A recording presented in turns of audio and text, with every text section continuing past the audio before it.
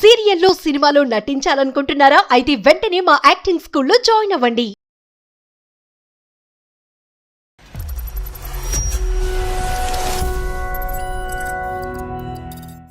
నిజం చెప్పాలంటే నేను ఒక దుర్మార్గపు తల్లిని అనుకోండి. నాలాంటి తల్లి ఈ కాలంలో కానీ ఏ కాలంలో కానీ ఉండదు.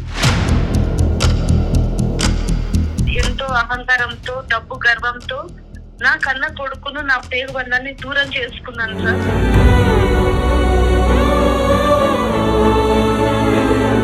అంటే ప్రేమ తక్కువ, కులం తక్కువ, గోత్రం తక్కువ, లేదంటే ఆస్తిపాస్తులు మా తక్కువ? కులం కాదు, ఆస్తిపాస్తుల్లో కూడా మాకు వాడు సాటి రాదు. మినిమం 30 ఫ్లోర్స్ ఉండాలమ్మా.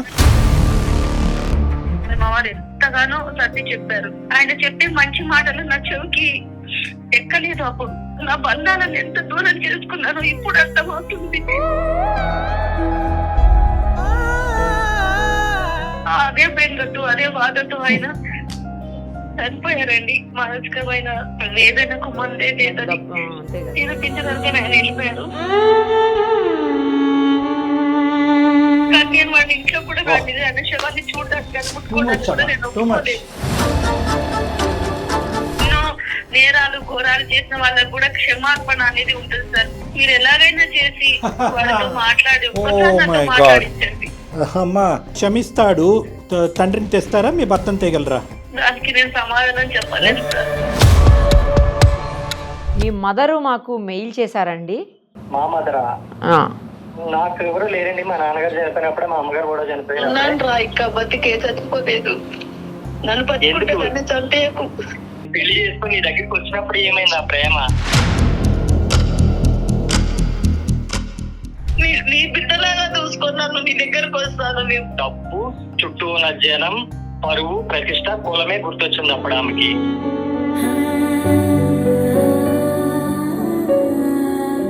ఒంటరి జీవితాన్ని బతుకుతుంది. కొడుకు లేడు, కోళ్ళు లేడు, మనవడు లేడు, దిక్కు లేదు, దివానా లేదు, ఏమీ లేదు. ఉన్నప్పుడు నేను ఫోన్ చేసి చెప్తే ఆ కులం తక్కువ దాని కడుపులో పుట్టినవాడు నా మనవడే కాదు, నాకు వారసులే కాదు అని అడిగింది ఆమె.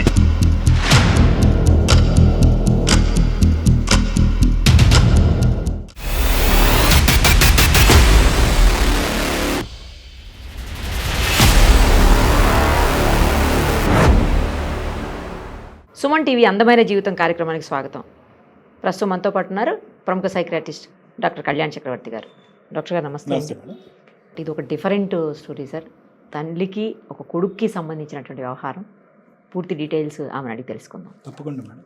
ఆమె పేరు వచ్చేసి భానుమతి గారు సార్. మేడం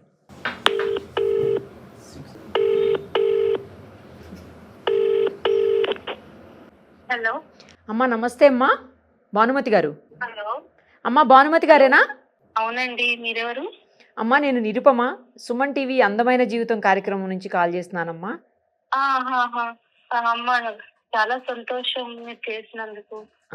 నాకు ఏం మాట్లాడాలో తెలియడం లేదమ్మా. నాకు చాలా ఆనందంగా ఉంది.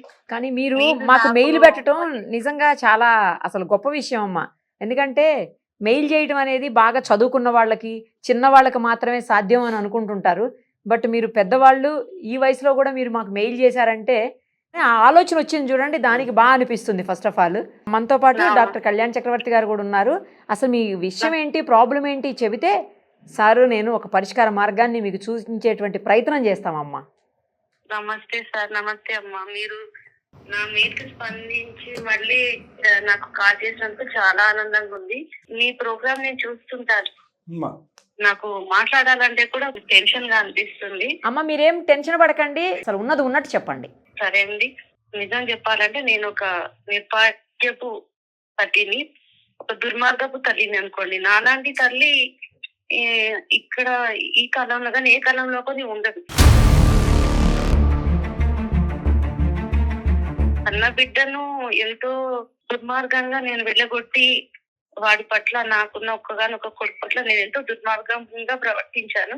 ఏ బంధానికైనా దుర్మార్గుడైనటువంటి తండ్రి, దుర్మార్గుడైనటువంటి కొడుకు ఇలా అంటాం, కానీ అంటే దుర్మార్గురాలైనటువంటి తల్లి అనేటటువంటిది జతకలదమ్మా. ఆ రెండు పదాలు జతకలవు. ఎందుకంటే తల్లికి నిదర్శనం నేనేనండి. అమ్మ ప్రతి దాని వెనకాతల ఒక మీనింగ్ ఉంటదమ్మా. ఒక తల్లి చేసేటటువంటి ప్రతి పని వెనకాతల ప్రేమ అనేటటువంటి సబ్జెక్ట్ లేకుండా ఈ భూప్రపంచం లేదమ్మా. భూప్రపంచం లేదు.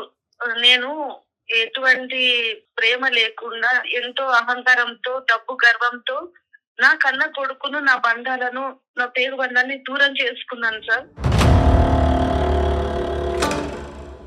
దానికి ఇప్పుడు ఎంతో బాధపడుతున్నాను. ఈ మీ ప్రోగ్రాం వల్ల నా కొడుకుకు దగ్గర కాగలనేమో అనే ఆశతో మీకు మెయిల్ పెట్టించాను. వివరాలు చెప్పండి అమ్మా, ప్రయత్నం చేద్దాం. చెప్పండి మీరు వివరాలు ఏంటో చెప్పండి. ఎందుకు అంత పెద్ద అబాండం మీ మీద వేసుకుంటున్నారు? ఎందుకు అంత పెద్ద లేబుల్ అటాచ్ అది చేశారు? అబాండం కాదు సార్, నిజమే అది. ఎందుకంటే నేను చేసిన తప్పు, నేను చేసిన పాపం నాకు తెలుసు. చెప్పండి అమ్మా, సరే అమ్మా, వివరించండి. చెప్పండి. దాని వివరించండి. పరిష్కారం ఏంటో చూద్దాం, చెప్పండి. మా వారు రిటైర్డ్ రైల్వే ఉద్యోగి అండి. ఆయన చనిపోయి 1 సంవత్సరంన్నర అవుతుంది. మాకు లేక లేక ఎన్నో ముక్కులు మొక్కితే ఒక బాబు పుట్టాడు. వాడి పేరు సురేష్. మంచి చదువులు చదివించాము. హైదరాబాద్ లో జాబ్ వచ్చిన తర్వాత తనతో పాటు జాబ్ చేసే అమ్మాయినే ప్రేమించానని ఇంటికి తీసుకొచ్చాడు. పెళ్లి చేసుకుంటానని వచ్చాడు. నేను కలిగిన కుటుంబంలో పుట్టాను కాబట్టి అందరూ నా మాటే వినాలి, నా మాటే సాగాలి, నా పథమే నెక్కాలనే దాంతో ఇంట్లో అయినా ఎక్కడైనా నా మాటకు ఎవరు ఎదురు చెప్పేవాళ్ళు కాదు. కానీ ఉన్నటువంటి మా బాబు అలా ఇంకెవరినో తీసుకొచ్చి నేను చేసుకుంటాను అంటే నేను అది తట్టుకోలేకపోయాను. అంటే ప్రేమ తక్కువ, కులం తక్కువ, గోత్రం తక్కువ, లేదంటే ఆస్తిపాస్తులు తక్కువ? ఏ విషయంలో తక్కువైంది అమ్మాయి? ఆ అమ్మాయి కులం మా కులం కాదు. ఆస్తిపాస్తుల్లో కూడా మాకు వాళ్ళు సాటి రాదు. నా కొడుకుకు పెద్దింటి అమ్మాయిని, బాగా డబ్బున్న వాళ్ళ అమ్మాయిని చూసి చెయ్యాలని ఏవేవో ఆశలు, ఏవేవో కోరికలు మినిమం 30 ఫ్లోర్స్ ఉండాలమ్మా. ఉన్నాయండి. కానీ వాడు అలా చేసేసరికి నేను తట్టుకోలేకపోయాను. అసలు అవసరం లేదు, అమ్మాయిని పెళ్లి చేసుకుంటున్నాం అంటే ఇంట్లో అడుగు పెట్టొద్దు అని చాలా ఎన్ని రకాలుగా తిట్టాలో అన్ని రకాలుగా తిట్టేసాను. అంటే ఎంతకాలం అయిందమ్మా? 3 సంవత్సరాల పైన అయింది సార్. నేను అసలు ఇంట్లో కూడా రానియలేదు. తర్వాత నీకు మేం కావాలా, అమ్మాయి కావాలా తెలుసుకో అనేసి నేను ఖచ్చితంగా చెప్పేశాను. నన్ను నమ్ముకొని వాళ్ళనందరిని వదులుకొని వచ్చింది. తనకు ఎవరు లేరు నేను తప్పితే ప్రస్తుతానికి. కాబట్టి నేను మాత్రం తనను వదులుకోలేనని ఖచ్చితంగా చెప్పేశాడు మా అబ్బాయి. నన్ను వాడు ధిక్కరించడం అలాగా అనడం నేను తట్టుకోలేకపోయాను. చాలా చాలా అంటే చాలా కోపంతో, గర్వంతో నీతో మాకేం అవసరం లేదు, వెళ్ళిపో అని చెప్పేసి ఎన్ని రకాలుగా తిట్టారో అన్ని రకాలుగా తిట్టేశానండి. తిట్టేస్తే వాడు పాపం చాలా బాధపడుతూ వెళ్ళిపోయాడు. మా వారు ఎంతో వారించాలని, ఓపికగా ఉండు, వద్దు, మనకున్నది ఒక్కగానొక్క కొడుకు, వాడిని దూరం చేసుకోవద్దు, ఏమైంది డబ్బు లేకపోతే మనకుంది కదా, కులాలు మతాలు ఈ రోజుల్లో కూడా పట్టించుకుంటారా అని మా వారు ఎంతగానో సర్ది చెప్పారు. ఆయన చెప్పే మంచి మాటలు నా చెవికి ఎక్కలేదు అప్పుడు. కానీ ఇప్పుడు అవి తలుచుకుంటుంటే నేను ఎంత పెద్ద పొరపాటు చేశాను, ఎంత నా బంధాలను ఎంత దూరం చేసుకున్నానో ఇప్పుడు అర్థమవుతుంది.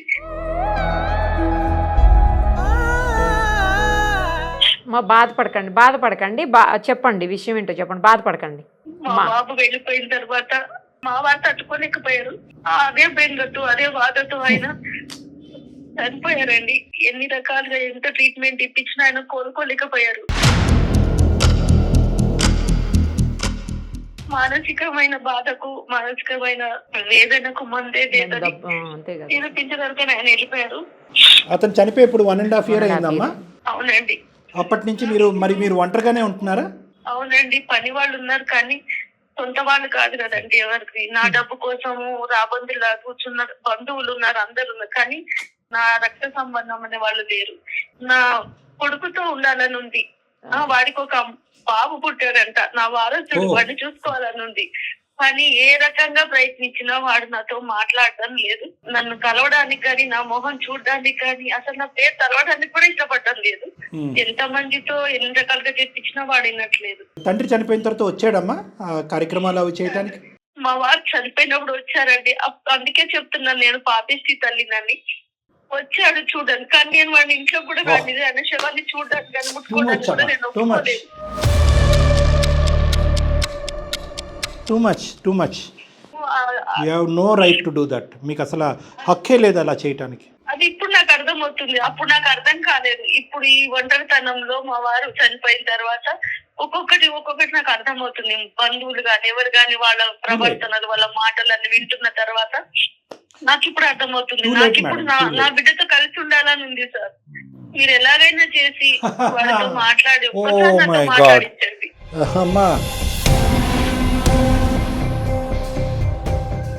దేనికన్నా కూడా ఒక హద్దు పద్దు ఉంటుందమ్మా. టూ లేట్ అమ్మా, టూ లేట్.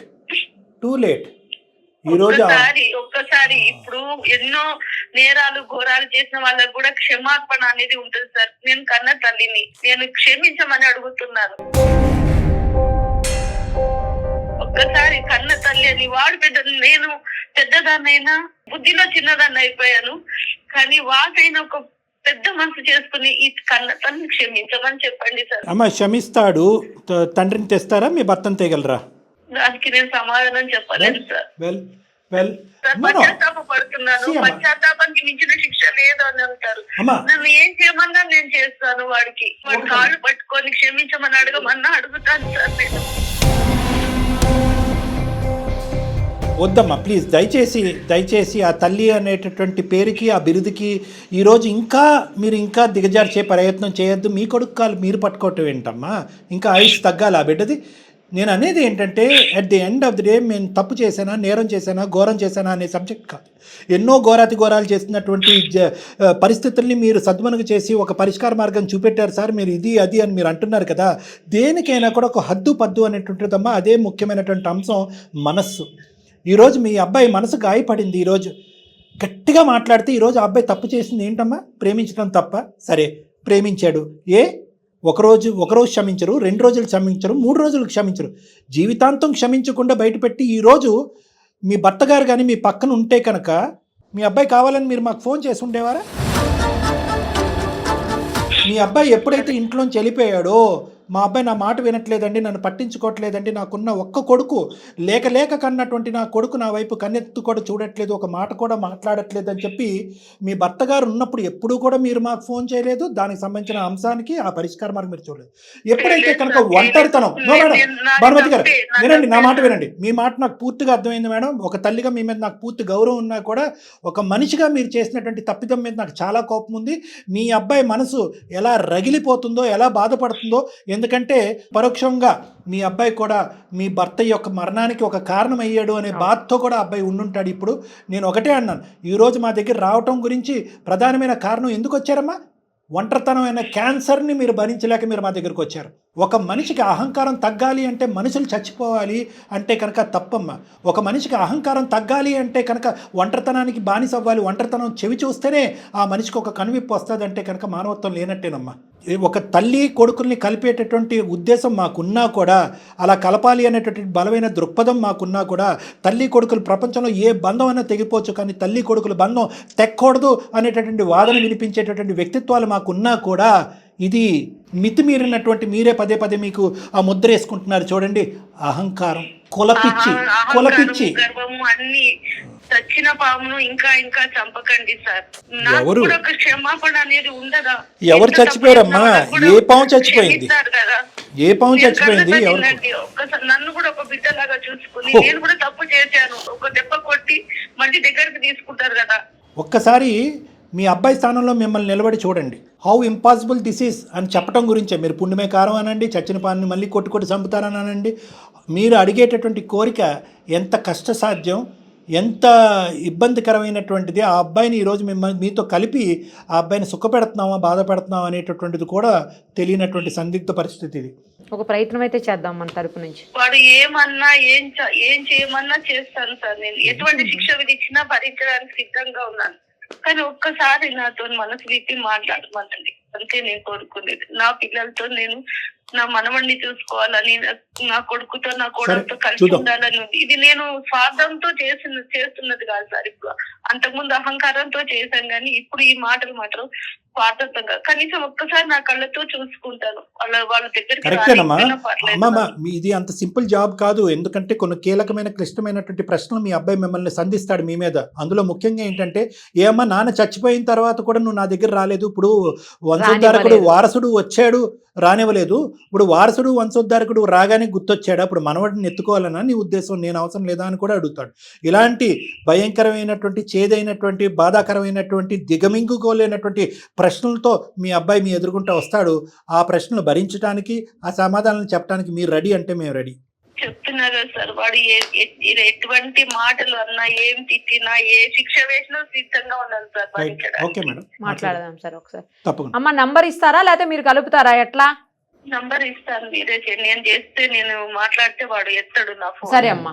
మీ నెంబర్ ఇవ్వండి మేడం. మేడంకి మీ అబ్బాయి పేరమ్మా భానుమతి గారు? సురేష్ అండి. సురేష్ గారు. Okay right, 1 second. చెప్పండి అమ్మా, నంబర్ చెప్పండి. ఓకే, లైన్లో ఉండండి అమ్మా.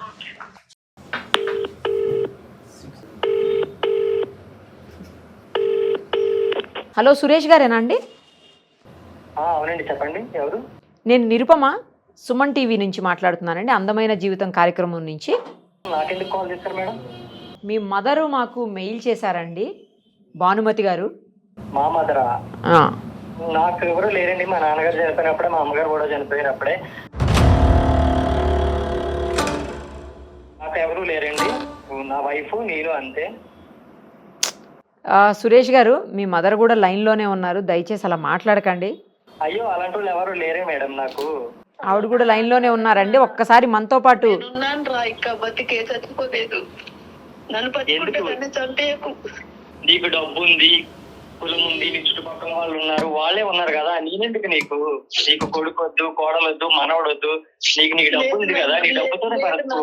నాకు బుద్ధి వచ్చిందిరా, అవన్నీ చూసుకుని అమ్మను కాదురా ఇప్పుడు. అవన్నీ పోయి, ఆ గర్వం అన్ని అడిగిపోయి, ఏం లేకుండా మీ ప్రేమ కోసం అల్లాడిపోతున్నాను. నేను పెళ్లి చేసుకొని వచ్చినప్పుడు నన్ను కట్టుబట్టలతో బయటకు తరిమేస్తావు నువ్వు. నాన్న చనిపోయినప్పుడు కూడా నువ్వు నన్ను చూడడానికి కూడా రానివ్వలేదు, ఆయన కార్యక్రమాలు కూడా నన్ను చేయనివ్వలేదు. నువ్వు పెద్ద మనుషులందరూ వచ్చి చెప్పిన తర్వాత, నిన్ను తిట్టిన తర్వాత నువ్వు అది కూడా చేయనిచ్చావు. అది కూడా అయిపోయాక నన్ను గడప కూడా తొక్కనివ్వలేదు. అటు నుంచి అంటే నేను ఇంటికి వెళ్ళిపోయినా ఒక అనాథలాగా. అలా అయితే నేను అనాథలాగా వెళ్ళిపోయినా నేను అలానే బ్రతుకుతా, నా భార్య నా పిల్లవాడితో. నాకు నువ్వు అవసరం లేదు ఇప్పుడు. నాకు అలాంటి వాళ్ళు ఎవరు లేరు మేడం, నాకు ఎవరు అవసరం లేదు కూడా. నాకు ఎవరితోటి సురేష్ గారు మనతో పాటు డాక్టర్ కళ్యాణ్ చక్రవర్తి గారు ఉన్నారు, ఒక్కసారి సార్ మీతో మాట్లాడతారండి. కళ్యాణ్ చక్రవర్తి అయితే ఏంటి, అతనికి ఎవరు నాన్న, నేను నీ స్థానంలో నిలబడే ఇప్పుడు వరకు మీ అమ్మగారితో మాట్లాడాను. కేవలం మా గురించి ఒక 2 నిమిషాలు టైం కేటాయించినా నిన్నేమి ఇక్కడ బలవంతం చెయ్యం. ఎందుకంటే కనుక ఈరోజు ఈ ప్రోగ్రాం చూసేటటువంటి ప్రేక్షకులు, వినేటటువంటి ప్రేక్షకులు ఎవరన్నా ఉంటే కనుక బహుశా చరి సమానంగా ఉంటారేమో అని అనిపిస్తుంది ఈ సబ్జెక్ట్కి. కొంతమంది తల్లే కదా క్షమించండి అని కొంతమంది మాట్లాడితే, అరే కొడుకు బాధను అర్థం చేసుకోవాలన్నటువంటి తల్లి కూడా తల్లేనా, తండ్రి యొక్క ఆఖరి చూపు చూడనివ్వకుండా అడ్డుపడేటటువంటి తల్లి కూడా తల్లేనా అనేటటువంటిగా మాట్లాడేటటువంటి 2 స్కూల్స్ ఉంటాయి ఇక్కడ. కాబట్టి నేను మాట్లాడే ప్రతి మాట, తీసుకునేటటువంటి ఆఖరి నిర్ణయం చాలా సెన్సిటివ్గా జాగ్రత్తగా తీసుకోవాల్సినటువంటి అవసరం ఉంది. నేను కానీ నిరుపమ మేడం గారు, దయచేసి నేను ఏమంటున్నానంటే ఎవరి ఇంగితానికి అది వదిలేద్దాం. కర్మసిద్ధాన్ని నమ్ముకుంటే కనుక కర్మసిద్ధాంతానికి వదిలేద్దాం. మీ బంధం కలవాలి అని అనుకుంటే కలుస్తుంది, లేదు అంటే కనుక కాలగర్భంలో కలిసిపోతుంది. లోపల ఎంత కుంగిపోతున్నావు అనేటటువంటిది నీ మాటలోనే మాకు అర్థమవుతుంది. ఎందుకంటే ఎంతో బాధ ఉంటేనే కానీ ఒక మనిషి వచ్చి నా ఉన్నటువంటి తల్లి చనిపోయిందనే మాట అండి, చాలది నీ జీవితానికి ఇంకా అది సరిపోతుందేమో ఆ పనిష్మెంట్. అంటే బ్రతుకుండగా నా తల్లి చచ్చిపోయిందని చెప్పుకోవటం నీ జీవితానికి ఆ పనిష్మెంట్ చాలేమో. ఇంకా పెరిగి పెద్ద అయ్యేటటువంటి నీ కొడుకు కూడా చెప్పలేనటువంటి నీ బాధని అందమైన జీవితం వినడానికి రెడీగా ఉంది. ఫస్ట్ నీ బాధ ఏంటి? ఈ 2 ఇయర్స్ 3 ఇయర్స్ పాటు నువ్వు ఎటువంటి మానసికపరమైన క్షోభను అనుభవించావు? నీ భార్య, అందరినీ వదిలేసి వచ్చినటువంటి భార్య, నువ్వు ఆమె ఎలా ఉంటున్నారనేది ఒక 2 నిమిషాలు చెప్తున్నాను. నేను లవ్ మ్యారేజ్ చేసుకున్నాను సార్. నేను ఇట్లా ప్రేమించాను అని చెప్తే ఆమె అసలు నిర్దాక్షిణ్యంగా వద్దని చెప్పింది. నేను చాలా రోజులు రిక్వెస్ట్ చేసిన, మా నాన్నగారు కూడా ఒప్పించడానికి చాలా ట్రై చేశారు ఆయన ఉన్నప్పుడు.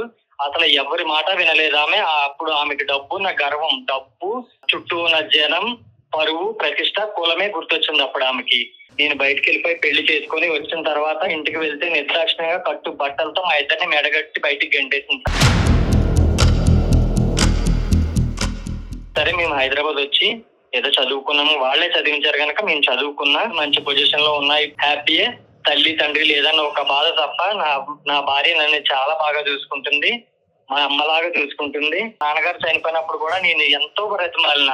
ఆఖరికి ఆయన ముఖం కూడా చూపించడానికి ఆమె ఇష్టపడలేదు. నలుగురు తిట్టిన తర్వాత ఆమె ఆ అంత్యక్రియలను నన్ను చేయనిచ్చింది. ఆమె అమ్మ చచ్చిపోయింది అన్నావు, అలాగే ఉండు. ఇప్పుడు ఈ అమ్మ కొత్త అమ్మ, నా మనవాడి మీద, నా కోడలి మీద ఉన్నా, అంతేగాని నన్ను అర్థం చేసుకో. కోపం అనేది ఎన్ని రోజులు ఉంటుంది? కొన్ని రోజులు. ఆఖరికి కట్టుకున్న భర్తను పోగొట్టుకున్నా సరే ఆమె మారలేదు అంటే మీరు ఆలోచించండి ఆమె మనసు ఎంత కఠినమైనదో. నేను మారిపోయినా అదే మా నాన్న- కానీ సురేష్ ఆమె గారు అలా ఉండడం వల్లే మా నాన్నగారు చనిపోయారు సార్. నేను ఆమె పక్కన ఉండుంటే, ఆ ఇంట్లో ఉండుంటే మా నాన్న నేను బ్రతికించుకునేవాడిని, ఈ రోజు సంతోషంగా ఉండేవాళ్ళం. మీరు ఆయన ఒక మాట అన్నారు, మీరు అబ్జర్వ్ చేశారా సార్? ఏమన్నారంటే, నా భార్య ఇప్పుడు నా తల్లిలాగా చూసుకుంటుంది అన్నాడు. అంటే నీ తల్లి నిన్ను చాలా గొప్పగా బాగా చూసిందనేగా దాని అర్థం. చదివించారు, ఉద్యోగం చేసుకుంటున్నాను, తల్లి బాగా గొప్పతనం. నా తల్లిలాగా చూసుకుంటుంది నా భార్య అంటున్నాడు. ఎన్నో పూజలు చేసి ఎందరో దేవుళ్ళకు మొక్కిన తర్వాత పుట్టిన వాడివిరా నువ్వు. నీ మీద నాకు ఎంతో ప్రేమ ఉంది. అయినా పెళ్లి చేసుకుని నీ దగ్గరికి వచ్చినప్పుడు ఏమైంది ఆ ప్రేమ? నా తండ్రి చనిపోయినప్పుడు ఏమైంది ఆ ప్రేమ? ఈ రోజు నీకు ఎవరు లేరు అని ఈ రోజు నీకు కొడుకు వచ్చాడు. డబ్బు వద్దు, ఈ ఆస్తులు అంతస్తులు ఏవి వద్దు నాన్న. నీ బిడ్డలాగా చూసుకో, నన్ను నీ దగ్గరకు వస్తాను, నన్ను చూసుకో.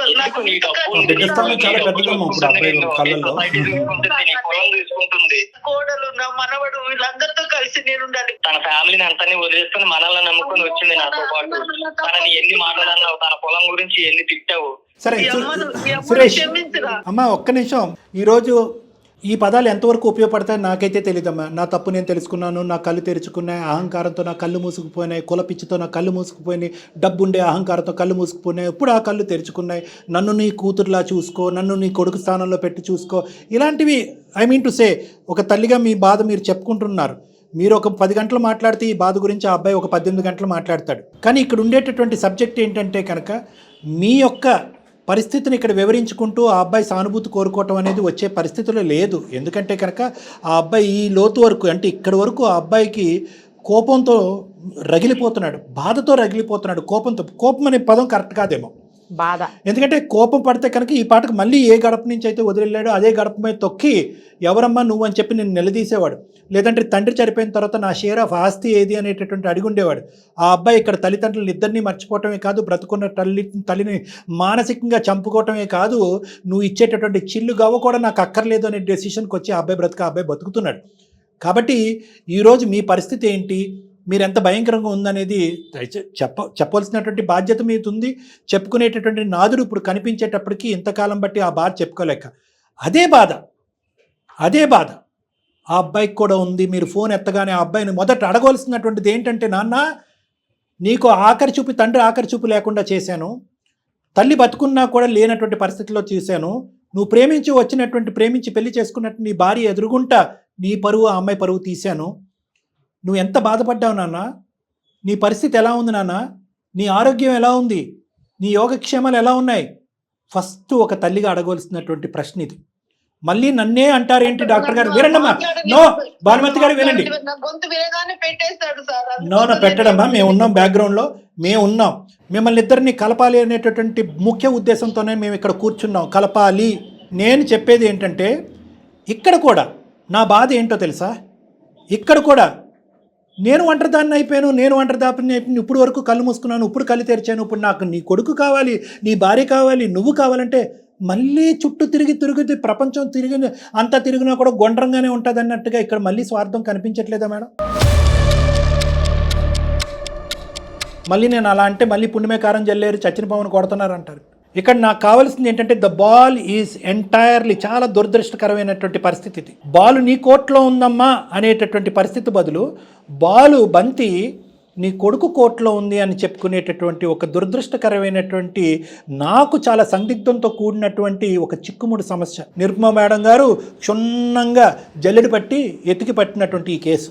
నేను ఒకటే చెప్తున్నాను సురేష్, మీ అమ్మగారు మీ కాలమే పడినా, మిమ్మల్ని పాలాభిషేకం చేసినా, మొత్తం ఆస్తి అంతా తీసుకొచ్చి మీ కళ్ళెదురుగుంట పట్టినా, ఏం చేసినా కూడా ఒక్క పచ్చి నిజం ఏంటంటే కనుక చనిపోయినటువంటి మీ తండ్రి గారు తిరిగిరారు.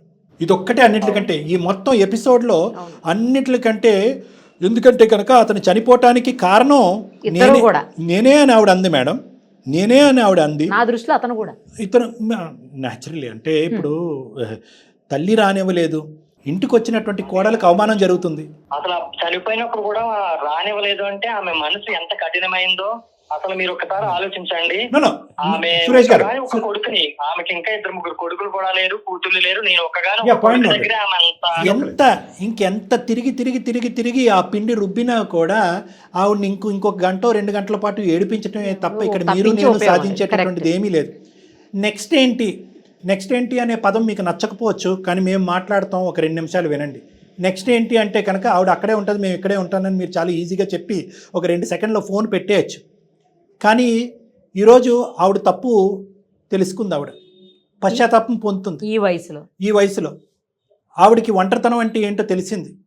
అహంకారం అనేటటువంటిది, డబ్బు అనేటటువంటిది, కులం అనేది, గోత్రం అనేటటువంటిది శాశ్వతం కాదు అనేటటువంటిది ఒకటి ఆవిడ ఇప్పటికి కనువిప్పు కలిగింది ఆవిడికి. మేము చాలాసేపు మాట్లాడాం, మీరు ఫోన్ ఎత్తకముందు చాలాసేపు మాట్లాడాం. మన ప్రేక్షకుల గురించి అది కుదించి ఒక 20 నిమిషాలు మాట్లాడినట్టుగా వినిపిస్తున్నాం. నాకన్నా తల్లి సార్ ప్రేమ ఉంటుంది, కానీ నన్ను ఇంత కఠినంగా మార్చింది ఆమె చేసిన పనులే నన్ను ఇంత సరిపోదా ఆవిడకి పడినటువంటి శిక్ష సరిపోదా? భర్తను పోగొట్టుకుంది, ఒంటరి జీవితాన్ని బతుకుతుంది, కొడుకు లేడు, కోళ్ళు లేడు, మనవడు లేడు, దిక్కు లేదు, దివానా లేదు, ఏమీ లేదు. చాలదా ఈ శిక్ష? జీవితాంతం శిక్ష ఇయ్యాలా? ప్రెగ్నెంట్ గా ఉన్నప్పుడు నేను ఫోన్ చేసి చెప్తే, ఆ కులం తక్కువ దాని కడుపులో పుట్టినవాడు నా మనవడే కాదు, నాకు వారసులే కాదు అని అడిగింది ఆమె. ఆ రోజు అంత ఫుడ్ పెడుతుందా? మానసిక క్షోభ, బెంగతో మా నాన్నగారు చనిపోయారు అనే మాట అనండి, కానీ నేనుంటే కనుక మా నాన్న బతికించుకుని ఉండేవాడిని, మా అమ్మ ఉంది కాబట్టి చనిపోయాడు అని ఆ మాట అనకండి. ఎందుకంటే ఆవిడ తల్లి స్థానంలో ఆవిడ ఏమైనా నేరాలు ఘోరాలు చేసి ఉండొచ్చు, కానీ భార్య స్థానంలో ఆవిడ వాళ్ళు చాలా విలువలతో కూడినటువంటి ఒక బంధం. వాళ్ళిద్దరి మధ్యన వాళ్ళు మొత్తం జీవితంలో, ఇందాక ఆవిడ చెప్తుంటే విన్నాను, వాళ్ళిద్దరి మధ్యన ఉన్న ఏకైక డిసగ్రిమెంట్ మీ ప్రేమ. మా నాన్నగారు మంచం మీద ఉన్నప్పుడు కూడా ఆమె చాలా రిక్వెస్ట్ చేశారు, మనవల్ని, కొడుకుని, కోడల్ని ఇంటికి తీసుకురాని. ఆ టైంలో కూడా ఆమె కనకం చూపించకుండా ఆయన అలా వదిలేసింది. మీకేం తెలుసు సార్? అదే నాకు తెలియదులేండి, నాకు తెలీదు. అందుగురించే నేను కూడా తెలుసుకుంటున్నాను. ఒకదాన్ని మించినటువంటి ఒకటి తప్పు జరిగిపోయిన దాన్ని డిగ్గింగ్ చేయడం వల్ల వచ్చే ఉపయోగం ఏమీ లేదు. ఆమెను ఇంకా బాధ పెట్టడం వల్ల కూడా వచ్చే ప్రయోజనం కూడా ఏమీ లేదు. ఇప్పుడు ఏదైనా మారుతుందన్న నమ్మకం అయితే లేదు, మాకే లేదండి సురేష్ గారు, మాకే లేదు. ఇందాక నేనేమన్నాను, అమ్మ ఇప్పుడు కూడా నువ్వు స్వార్థం గురించే మాట్లాడుతున్నావు అన్నాను, మాకే లేదు. కానీ నేను ఒకటే అంటున్నాను, ఒక మనిషి మారిందా లేదా అనేటటువంటిది ఒక ఫోటోలా చూస్తే కాదు, ఒక సినిమాలా చూడాలి. మీరు కొంత టైం కేటాయించండి. ఎవరితో కర్మ మేము ఈ మాట ఒక నిమిషం భారమతి గారు, మీ యూజువల్గా భార్య భర్తలతో అంటాం, నా భార్య మారిందని గ్యారంటీ అంటే, భర్త మారింది గ్యారంటీ అంటే, అమ్మ ఒక 6 నెలల పాటు చూడమ్మా, ఇదే మాట 6 నెలల తర్వాత నీ భర్త అలాగే ఉంటే, నీ భార్య అలాగే ఉంటే కనుక సంతకాలు పెట్టి విడాకులు తీసేసుకోండి అని మేము అంటాం. కానీ ఎప్పుడు కూడా ఒక తల్లి కొడుకులు బంధానికి ఈ టైం లైన్ మేము అంటానికి వీలు లేదు కూడా. ఎందుకంటే భూప్రపంచం అంతమైన తర్వాత కూడా నిలిచేటటువంటి ఒక అద్భుతమైన బంధం అది. కానీ దురదృష్టం, పరిస్థితులు ఆ వరకు వచ్చినాయి. ఆవిడ తెలుసో తెలియకో, కళ్ళు మూసుకునో కళ్ళు తెరిచో చేయకూడనటువంటి తప్పులని చేసేసింది, చేయకూడనటువంటి అనకూడనటువంటి మాటలన్నీ అనేసింది. కానీ at the end of the day ఒక్క గ్రహింపు, ఒక్క అవగాహన, ఒక్క ఆలోచన, ఒక్క మార్పు వచ్చిందని మేము నమ్ముతాం. మీకు నమ్మితే మాకెందుకండి బాబు, మీరెవరైనా అంటామేమో, కానీ అందుంచే మా నమ్మకం ఇంపార్టెంట్ కాదు. దయచేసి ఒక 6 నెలలు టైం మీ అమ్మగారిలో ఏమన్నా మార్పు వస్తే కనుక మీరు స్వీకరిద్దరు. కానీ మళ్ళీ అదే ధోరణి, అదే స్వార్థం, అదే తంతు అంటే కనుక ఇప్పుడప్పుడే మీ అమ్మగారిని మీ ఇంటికి ఇన్వైట్ చేయక్కర్లేదు, మీరు ఏమో పప్పను తినిపించక్కర్లేదు, మీరు వాళ్ళ ఇంటికి వెళ్ళి భోజనం కూడా చేయక్కర్లేదు, ఆఖరికి నీ కోడలతో ఆవిడతో మాట్లాడించక్కర్లేదు, నీ మనవడు మనవరాలతో నానమ్మ అనేటటువంటి మాట కూడా అనక్కర్లేదు. ఓన్లీ థింగ్ ఏంటంటే మీరిద్దరు కమ్యూనికేట్ చేసుకోండి, మీరిద్దరు కమ్యూనికేట్ చేసుకోండి.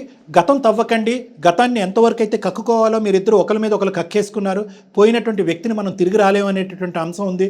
ఈ బంధాలు అనుబంధాల్లో మార్పు ఖచ్చితంగా రావడానికి అవకాశం, ఏ బంధం అనుబంధం అనే మార్పు వస్తుంది. Nothing is permanent.